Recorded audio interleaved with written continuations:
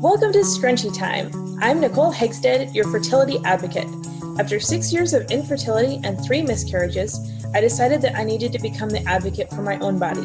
If you're exhausted from struggling to get pregnant and want to know more about how I can help, check out my website at www.nicolehegstead.com. And I'm Bridget May, your children's health expert. My son was born with a heart condition that led to 3 open heart surgeries, cath labs, a tracheostomy, and a ventilator. After being fed up with mixed opinions, I became my children's own advocate.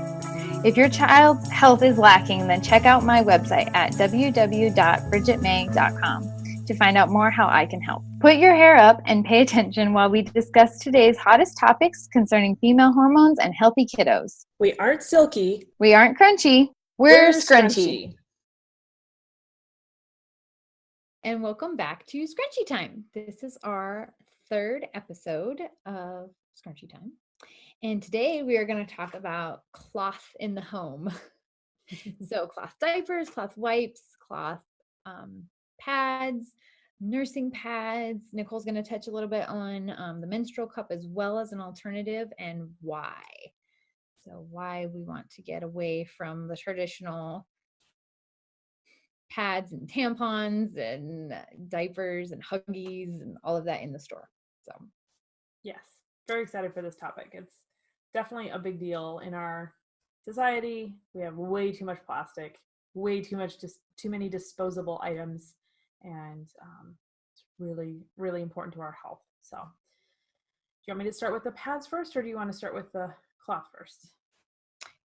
Yeah, either way. Let's go over the chemicals and things like that and like what's in there and what it's doing to us first. Yeah, good idea. Yeah, go ahead. Okay, so I was first alerted to the fact that there were problems with our pads, when I was in my teens. And someone actually shared with me, I couldn't believe it when I heard it, but a lot of times in our pads, they have chemicals that will pull moisture or blood because they don't want you to spill over into your underwear or your pants or things like that. They want their pads to actually work. And so they have like this chemical that will suck the blood into the pad. And the problem with that is it's actually pulling the blood out of your vagina. And when it does that, it causes cramping. And so a lot of women that experience cramping, it's because when you're bleeding, the muscles contract to try and stop the bleeding and slow it down. And then you've got this chemical that's actually pulling the blood out through your vagina. And so that's where a lot of women's cramping came from. And when I switched over to cloth pads, I found cramping, it didn't stop for me. Like I've always had bad periods, but it was probably cut in half, honestly. Like it dropped by quite a lot when I switched to cloth pads. The amount of chemicals that are in it, just the BPA alone is going to be super bad for you. And putting it up in your vagina, as far as tampons go, or things like that, is just not good for us. Not good for us at all. These are hormone altering substances, and we're putting them right into the location that hormones are the most important to have it balanced. And so it's super, super dangerous to be using these kinds of BPAs and everything like that. But there's bleaching chemicals that are used in these pads. There's pesticides that are used in the cotton that's used to create these pads. Just horrible chemicals that were just sticking right into our hoo-has. And this is something we do not want to do to ourselves. So I definitely recommend pads for the chemicals primarily. But the other amazing reason I recommend cloth pads is because they feel amazing. It doesn't even feel like you're wearing a pad compared to when you're wearing disposables. And I have actually had to occasionally go back. If you have heard my story, you know that I have suffered from really irregular periods. And so I don't always pack pads, honestly, if I'm going on vacation or something, because it's like, I probably won't get it. I might get it. I just don't think about it. And so there have been times where I'm away from home and I get my period and you have to go buy pads. And the last time that happened to me, I realized that I actually got like a diaper rash from wearing disposable plastic pads. And it was like this is what babies go through. Like, why am I getting this? And it was because of the plastic that was rubbing against my legs and like irritating everything down there. And then that swooshing sound that toddlers have, you know, when they're running away, and it's swoosh, swoosh, swoosh. And it's so cute. It's not fun when you're a woman who's an adult having swooshing problems because you're wearing a pad. And so it just it dawned on me that like, this is how amazing cloth pads are. They don't sound like anything. They don't feel like anything.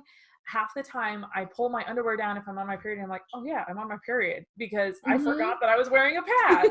So it is truly amazing. And I definitely recommend it to everyone. Yeah, definitely. So yeah. Yeah. Well, I just want to expand on the comfortableness of it. I didn't really have the cramping and issues like that, but again, I was the anti-hippie over here. And when Nicole told me she used cloth, she told me very early on in our relationship. I remember actually sitting in church at Paul. I remember the very table we were sitting at, and she's like, "Oh, well, I use cloth," and I just like was like, what kind of friend did I find? Like, oh, I just remember being like, I don't even know how to discuss this with you. I seriously was appalled. Like, I was, oh man.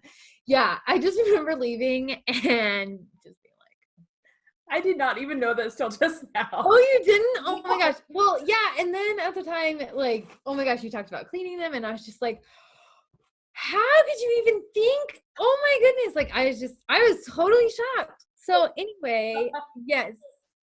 So I know the feeling. If you started listening to this and you're 42 minutes in and you're like, oh my gosh, who are these girls?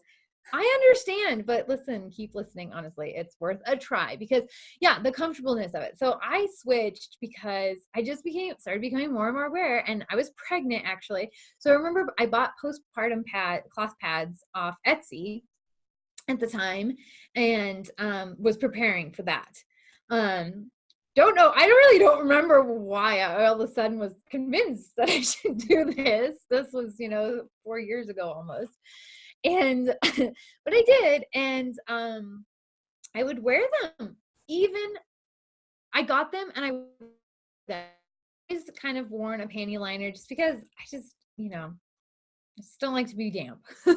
I've always been that way. And so I just started wearing them, and I have honestly never stopped. I still wear, you can buy or make them. I've actually started to make them now, but, ones that are, like more like a liner or thicker or whatever. And honestly, if I'm out, even on a normal day, no period, I wear my postpartum pads. If that's all I have left and I haven't washed my own, and I don't know, I have no clue what I'm wearing. It's amazing. And those things, they're 18 inches long. So they're big, and I have no idea that's what I have on. It just feels like your underwear. Like, they're so amazing. I actually got to share them with somebody who just started their period, and they had worn disposables for a while, and she put it on, and like the moment she came out the door, she's like, I'm never wearing this again. Like, it was just, the comfort level is so amazing. And I've had that too, where I've had to go back for whatever reason. And I just remember, like, I did it once and I was like, never. And I never put myself in a position to not have one. Of course, I've been pregnant, so that's easier for me to say in the last 3 years. But, but yeah, the comfortness is priceless. So yeah, that's my 2 cents on that one. No, I agree. I've only met one person who ever walked away and was like, nope, these are horrible. And she actually gave me all of hers, and come to find out, she was this teeny tiny little girl, and she had bought postpartum, and they were super big and super thick, and it was like, well, duh. And then, like, as time went by, I kept talking to her like, you need to try different ones. And she was very much into like what is fashionable, and it's like, nobody's gonna know what you're wearing as far as your pads go. But she's like, so anti crunchy that she like, it wasn't gonna work for her, and she was just convinced that she hated them. But that is the only person literally that I have ever met that didn't try cloth pads and fall instantly in love with them, because they're so much more comfortable. So well, and that makes sense too. Actually, the first one I got like a free mini one or something, and it had pull on the back of it, which is what's used in cloth diapers for like a leak guard. And it, for me, it slid all around my underwear. And, and I think it was too small, probably. I mean, I'm pretty tiny, but it was still just like, I don't know, the bigger they are for me, the better it is. Yeah. So maybe I have a weird Who shaped knows? butt or something. But anyway, so like that kind of turned me off in the beginning too, was just like that. But now I get them with a fleece lined back, and they're priceless, literally priceless. Yes, absolutely. So yeah, I agree. Awesome. Yeah. So I also want to throw in here about the cup, because the menstrual cup has been really big as of late, and that's kind of another alternative to conventional pads and tampons and stuff. It actually, so cloth pads kind of has replaced plastic disposable pads, and then the menstrual cup has kind of replaced tampons because it also goes up inside and catches everything. So if you're not familiar with what the cup is because I was not familiar with it until like 4 months ago. It's an actual cup. It's kind of cone shaped, and you just put it up inside your hoo-ha, and it collects everything. And then let's say when you get out of the shower or go to the bathroom, you just pull it out and dump it out, rinse it off, and stick it back up in there. So our biggest concern, like mutually, we had discussed it, and our biggest concern was with all of the BPA problems that are running around and all of that, like, is this safe to be sticking this up inside, and what is it leaching and all of that? And so I did a ton of research on what the menstrual cup was made of and how it will leach and all of that. And it's made from silicone, which silicone will not leach until it's heated up to 400 degrees. And it leaches best if it's connected to, I'm sorry, I think it's 300 degrees. I'm pretty sure it's 300 degrees. So it's warm. It's really hot. Yeah, it's really hot, like hotter than you can get it if you boil it on the stove. Yeah. That was my biggest thing too, because you're cleaning this, and so can you break it down when you're boiling it on the stove? And no, so it was, I want to say it was 300 degrees. And so silicone leaches when it's heated to 300 degrees, and it leaches if it's around high fat content food. So if you're baking with silicone, really bad idea. That's going to be leaching, and actually the endocrine disruptors that are in silicone are worse than BPAs. They're really, really horrible. So for those of you who have like jumped off the BPA bandwagon and they're into silicone now, silicone is really bad to be baking with, because you're going to have, usually baking food is like high fat content, lots of butter, lots of coconut, whatever you're using is going to be high fat. You're going to be heating that silicone up. So you're doing way worse to your endocrine system by using silicone baking over plastic. So go to Pyrex, because glass and cast iron are the best. But as far as a cup goes, there's no way your body's heating it up to 300 degrees. There's no way you're going to boil it up to 300 degrees. And so it's really, and if you are, you have a problem, and we should talk. Yeah, exactly. You're probably not going to be able to talk if you're heating up to 300 degrees. Hey, well, yeah. So it really is fine as far as silicone leaching. The only thing that I recommend is definitely get a clear cup, because the dyes, there's been no research on whether the dyes can leach out of the cup. And if you get it clear, the blood can stain it to be more pink, but you're the only one that's going to see this item. And so it doesn't really matter.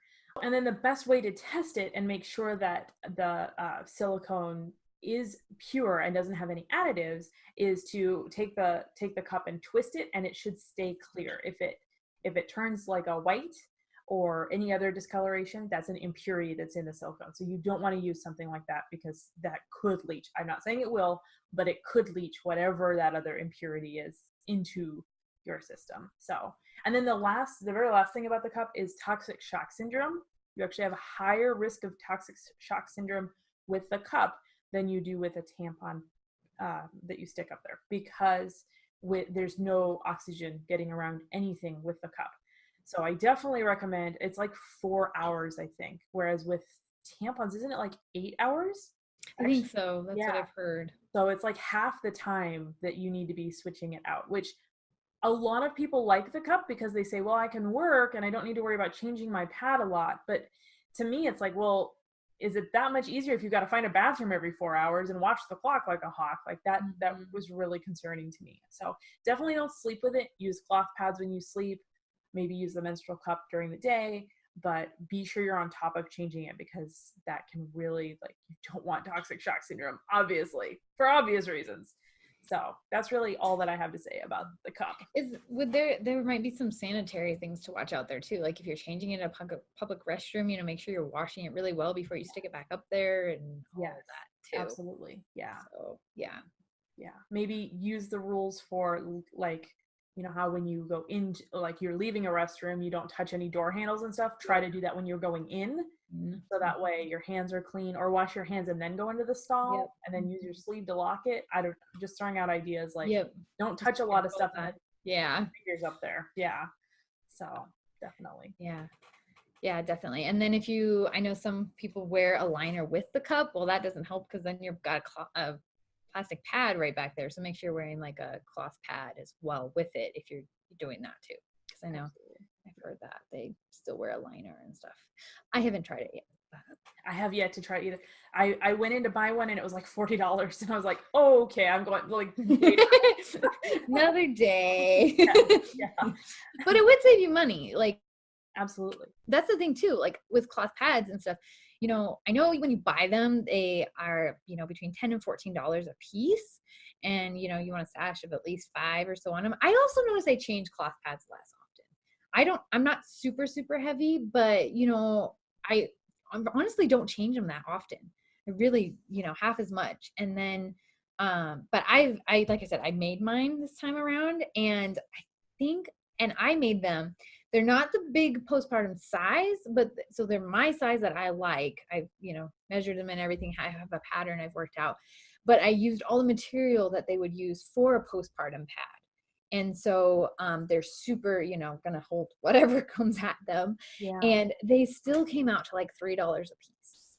So, just over. So, and I even had some organic material in there. It wasn't all organic because I couldn't find it, but still, so, that's a lot of money saved. I know when I bought pads, I was spending like, $8 a period. And that's, that's a lot instead of, $8 a year for a couple pads that you can sew together in an hour. They are so fast, so fast to sew up. So, and in the spirit of full disclosure, cloth pads don't last forever. No, they don't. Get just gross. Like, that's the best way we found that we can describe it. Like, they just, when they stop working, and you're just like, this is just gross. It's just not like they just quit absorbing, It's like they get like a tough, crusty gunk kind of thing. And I'm wondering if that'll change. Like I said, I used organic this time and different things like that. Like I used a high quality of the layers that I did. I'm wondering if that'll help too. It could. So it'll be interesting to see. Yeah, absolutely. How that plays out. But yeah, and the cup does last, right? There's no reason it should ever really quit. Is that right? Yeah, from what I've heard, like it should not stop working. So yeah. So awesome. Yeah. So cool. Yeah. And on that too, like, so I've also then like into nursing pads and stuff like that. They do the same thing. They have the same plastic crap, chemical pulling, everything. And they do the same thing. I also I used them for a little while. And because you would get, you get them free from the hospital. Here you go. So you use them because why would you throw something away? I also noticed I just the breathability was bad because they have a plastic sticky lining, on one side, and it was bad. And as soon as I ever put a cloth pad on, nursing pad on, I never changed. I have so many now flying around everywhere. So I even used so I do cloth diapers and wipes too. And for a while, I even was using our cloth wipes. I would just fold them up into a square. If I was super active, they unfolded and it was kind of awkward. But it was the alternative of going back to those pads was just the thought was just so uncomfortable. So yeah, you can use anything. So yeah, but yeah, so I've been making those, and those are just circles. so easy. I whipped up like 15 of them in an hour, 30 minutes. I don't know what it was, but it was really fast. So, and then cloth diapers, same thing. Like in children, they have done studies and proven that it actually affects their fertility in future, what is in our diapers, That's awful. Like when I heard that, so the reason I got into cloth diapers, I thought, again, my friends were just psychopathic. All my friends were doing cloth diapers, and I was just like, why would you do that? Like, that's what our grandmothers got away from. Why would you dunk poop and wash poop in your washing machine? And just so stupid. And I had a boy first. And so whatever. Well, then I started hearing these studies of how they have proven that the diapers cause infertility. And I was pregnant with a girl and how it affected them so much more. And I think it affects both now, with the research I've done now, but that's what triggered my curiosity of, how do I fix this? And so, I'm sorry, I just have to interject. So like, obviously I'm one of those crazy friends, right? Like I didn't have children, but I have probably mentioned like, oh yeah, when I do have kids, I hope to use cloth diapers. But I remember you saying like, well, especially since this one's a girl, and I was like, what does that have to do with it? Like, boys are just as affected as girls. It's all down there. It's all hanging out. It's on and on and on about how this is a girl, so it's very important. And I was just like, okay, whatever gets you on the boat, that's all I care about. Right? Yeah. Yeah. Later on, you'll learn the sperm is just as important as the egg. Yes, exactly. Yep, it's true. But I do. Well, it's a girl. It's a girl. Like, she has to be fertile. I was very concerned. Yep. So anyway, so I started asking all my cloth diapering friends. I remember making a post. Okay, guys, give me your recommendation. Like, I was kind of horrified at making this post. Like, I don't know if I'm going to do it or not, but let me know your favorite brands, yeah. I've come a long way. But anyway, so I did that, and I, heard pros and cons of all of them, did tons of research, and found my favorite brand, and that I've bought tons and tons of diapers of, and got some as gifts, obviously, and they've lasted 3 kids. I've had no issues whatsoever. You do have to take care of them, both pads and cloths. Like, you really need to use a really good detergent. Because again, chemicals, obviously, Tide especially is awful. It's horrific. Like, it builds up. I remember when we switched to a better laundry detergent, even our clothes, like I wanted to go through, like I ran one load and then I wanted to go through our whole house and wash it. Our clothes didn't have film on it anymore. Just like, oh, our clothes felt so clean. I'll never forget that feeling. Like now, I remembered when I would take stuff out for like the season change, I was just like, oh my gosh, these need washed now. Like, it's so gross. Or people give us clothes, you get hand-me-downs and you're just like, need to wash these now. These can't be washed fast enough. You just, they feel gross. And so that's what builds up on your pads and your diapers. And they can't obviously absorb if they have a layer of film on it. So I know people will tell you to like strip your diapers and things like that, but don't do that unless you really need to. A good couple washings is gonna fix that. So it's not usually that necessary. So, and then people are always worried about staining. Set them out in the sunshine and the stains go away. And again, you're the only one that sees them, Yeah. Well, I honestly, all my diapers are stained because what mom of 3 toddlers has time to, let's go lay the diapers out in the sun and hope the dog doesn't get them. Yeah. It doesn't happen. Yeah. Who cares? Yeah. Their underwear is stained too. Exactly. Now that they're potty trained, I remember my mom, when she got her hysterectomy, the first thing she did was go buy all brand new underwear and threw all her underwear away. It was like, what a great celebration of that. Yep. But yeah, totally. Yeah. Oh, the other good thing, cool thing about it. So like the cleaning process of pads and diapers and all of that. With diapers, everybody's always worried about poop. That was my biggest thing, is I heard all my friends talking about having to take the diaper and like dunk it in the toilet and like clean it. And I was just like, I can't do this. I cannot do this. So they make this amazing invention that does not cost much. It's a diaper sprayer. So you hook it up to the pressure of your toilet. It hooks right on your toilet and you spray the diapers off. and you throw them I in did not the even know wet that. bag. That is Huh? amazing. I didn't even know that. It's awesome. And honestly, I use it for other things. Like, okay, let's be real here. Even disposable diapers don't hold everything. You get blowouts. That diaper sprayer is amazing. That is awesome. Like, you spray off the clothes, you spray off everything. I use it for more than just, I mean, just for like the sake of everyday diapers, you know? Yeah. So, That yeah. And when they're newborns too, I mean, I don't even spray them off. It's just, it's all liquid at that point, you know? And if your child's poop is on track, which we can talk about, but you know, you never should be like, oh, well, their poop's so hard, I just roll it off. No, that's wrong. So it should always be a soft serve um, waste. And so you need to be able to have to spray it off. Like that's what you're looking for. So definitely don't think that that's not going to be an issue for you. So that's something that needs corrected too.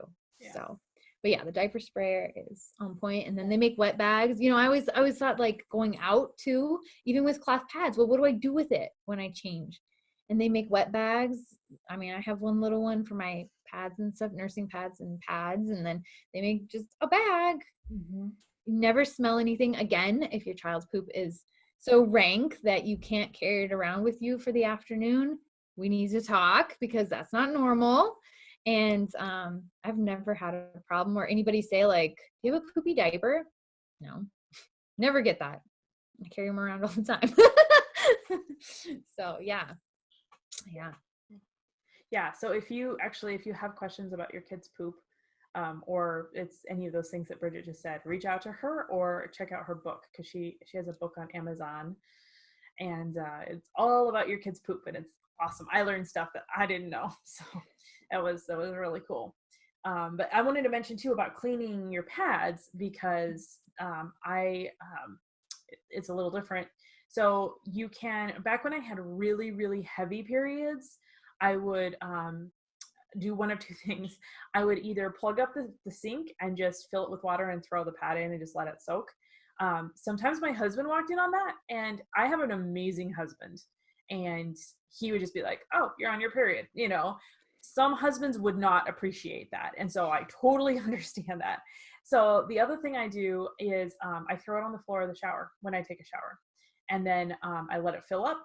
And, you know, as I'm cleaning myself, I'll occasionally step on the pad, and it's basically the same as wringing it out, and then go back to washing myself, and it fills up again. And I basically do that until nothing comes out it all comes out clear. It's not red, it's not pink, anything. And sometimes if it's a super heavy flow, that involves actually picking it up and wringing it out multiple times. But by the time I'm done in my shower, it's completely clean. I just throw it in the laundry with the rest of everything else. And it's really not an issue as far as like getting blood anywhere, or, you know, gross. And I've also heard from... That's what grossed me out the first time she told me about that. I was like, you do what in the shower? It's really not like... I've heard from some women that they couldn't stand the smell of it. I've never had a period that bad. I kind of feel like if you do, there's something going on there that we need to look into. I've heard, well, like if you do, like there's infection that is going on. That's what it would sound like, because blood shouldn't make you, like, there's a metallic smell there, but it's not like make you gut wrenching, want to throw up. Especially if you've got the shower running. Yeah, exactly. Yeah.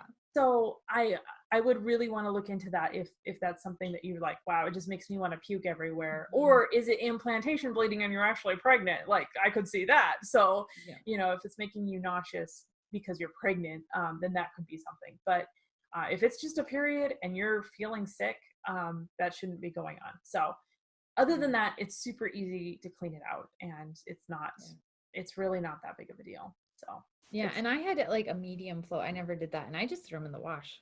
Yeah, that too. When I'm spotting, I only do that if I have a really heavy flow going, which I've had some really heavy periods in the past. So that's the only time I even worry about cleaning it out. If it's medium to light to spotting, it just goes straight in the wash. Yep. Yeah, well, that makes sense. Like you would just, like, you know, it would destroy the pad quicker if you rinse it out like that right away. Yeah, that makes total sense. Yeah. And I was gonna say too, I'm wondering if now that we've switched to better laundry detergent, if our pads will last longer. True. I know I was using really bad stuff. Yep. The year that I actually lost mine, I was using regular detergent. So, because they just fell apart after that. But yeah. Yeah, better material, better detergent, all of that all makes a difference. It's crazy what one little thing does. So awesome. Absolutely. Yeah. So if you can, switch to cloth. It's definitely worth it. Yeah, and if you have any questions about it, reach out to either one of us. We'll get you in contact with one or the other to get your question answered. So don't, like, if this is something you feel you need to do, don't like just have it be this weird thing hanging out over there. Like, I should do that. It really does make a difference. Absolutely. So, absolutely. Yeah. Cool. All right. Well, thank you for joining us, and we will see you back here in a couple weeks. All right. Bye. Bye. Thanks for joining us on today's podcast.